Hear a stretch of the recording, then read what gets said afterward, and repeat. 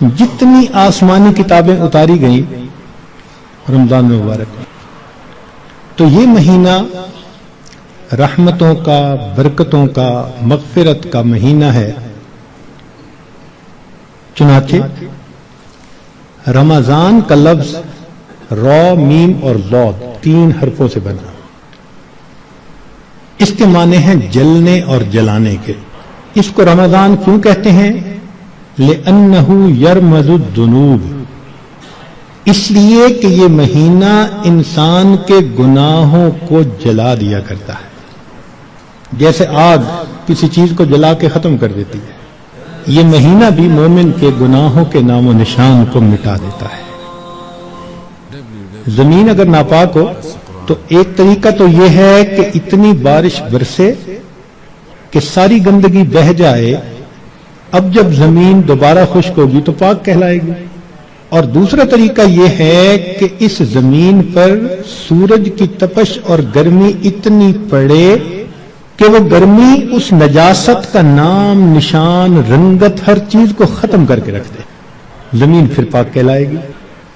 تو یہ مثال ہے رمضان کی کہ اس مہینے میں اللہ رب العزت کی طرف سے اتنی رحمتوں کی بارش ہوتی ہے کہ انسان کے دل کی نجاستوں کو وہ مٹا کے رکھ دیتی ہے۔ یا یوں سمجھ لیں کہ اس مہینے میں برکات کی ایسی تپش آتی ہے انسان کے دل پر، نور کا سورج جو طلوع ہوتا ہے تو وہ دلوں کو اس قدر حرارت پہنچاتا ہے کہ دلوں کی نجاست کو مٹا کے رکھ دیتا ہے، اس لیے اس کو رمضان کہا گیا۔ حدیث مبارکہ میں اس کے مختلف نام ہیں۔ عربوں میں عظمت والی چیز کے کئی نام ہوتے تھے۔ اللہ رب العزت کے 99 نام، وَلِلَّهِ الْأَسْمَاءُ الْحُسْنَى، تو رمضان کے بھی کئی نام۔ چنانچہ حدیث مبارکہ میں اس کو شہر مبارک، اس لیے ہم رمضان مبارک بھی کہہ دیتے ہیں۔ شہر عظیم، عظمت والا مہینہ۔ شہر الصبر، صبر کا مہینہ۔ شہر المواسات، غمخاری کا مہینہ۔ چنانچہ علماء نے لکھا ہے کہ رمضان سید الشہور، یہ مہینوں کا سردار ہے۔ فیہ بدأ نزول القرآن، اس میں ہی قرآن مجید نازل ہوا۔ اس کی 27 تاریخ کو، رمضان کی 27 تاریخ کو لوح محفوظ پر آسمان دنیا پر نازل کر دیا گیا۔ پھر وہاں سے 23 سال کے عرصہ میں آہستہ آہستہ آیات کو نبی علیہ السلام پر اتارا گیا۔ تفسیر طبری میں قتادہ رضی اللہ تعالی عنہ کی روایت ہے، فرماتے ہیں ان اللہ اصطفى صفایا من خلقہ، اصطفى من الملائکۃ رسلا ومن الناس واصطفى من الکلام ذکرہ، اللہ تعالیٰ نے انسانوں میں، فرشتوں میں بعض کو چن لیا ہے، ان کو فضیلت بخش دی ہے۔ کلام میں اللہ نے اپنے ذکر کو، اپنی یاد کو پسند فرما لیا۔ واصطفى من الارض مساجدا، اور زمین کے ٹکڑوں میں سے جو مساجد جہاں بنی ہیں ان مساجد کو اللہ نے چن لیا۔ واصطفى من الشہور رمضان، اور مہینوں میں سے اللہ نے رمضان کو چن لیا۔ واصطفى من الایام یوم الجمعہ، دنوں میں اللہ تعالیٰ نے جمعہ کے دن کو چن لیا۔ واصطفى من اللیالی لیلۃ القدر، اور راتوں میں اللہ تعالیٰ نے لیلۃ القدر کو چن لیا۔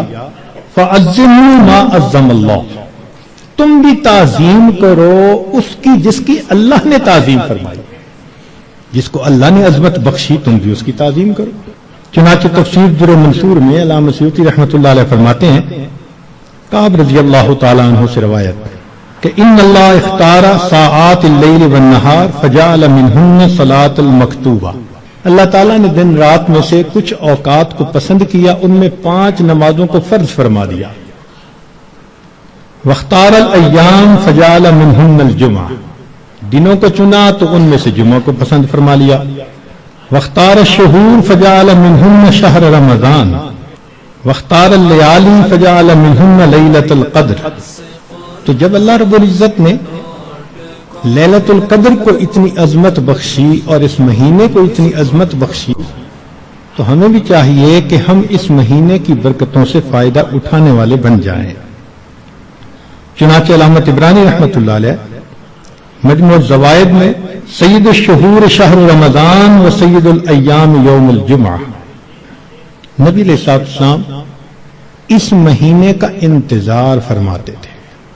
اس مہینے کی فضیلت کے لیے یہ کتنا عجیب پوائنٹ ہے کہ اللہ رب العزت کے پیارے حبیب صلی اللہ علیہ وسلم اس مہینے کا انتظار فرماتے تھے، دعا فرماتے تھے اللہم بارک لنا فی رجب و شعبان و بلغنا رمضان، اے اللہ ہمیں رجب اور شعبان میں برکت عطا فرما اور بخیریت ہمیں رمضان تک پہنچا۔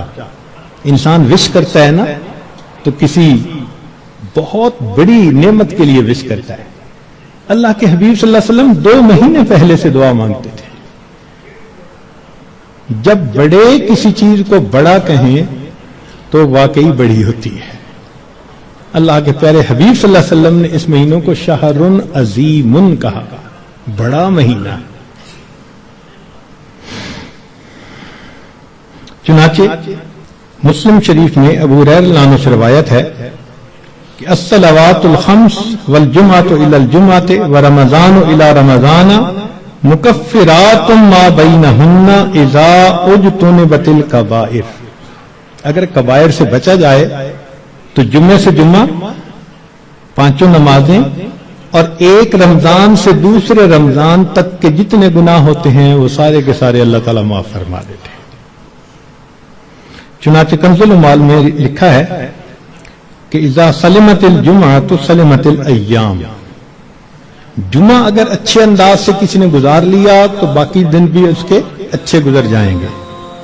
وَإِذَا سَلِمَ رَمَضَانُ سَلِمَتِ السَّنَةُ، اور جس نے رمضان اچھے انداز سے گزار دیا آنے والا پورا سال اس کا اچھا گزار دیا جائے گا۔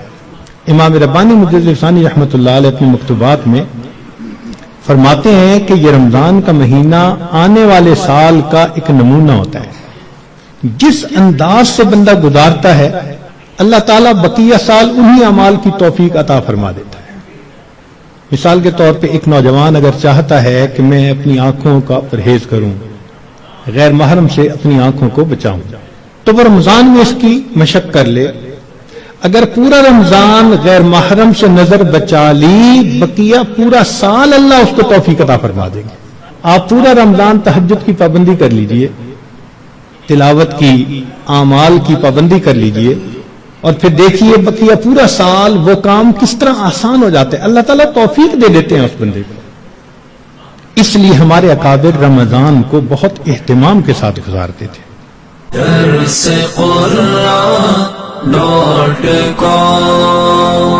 www.darsequran.com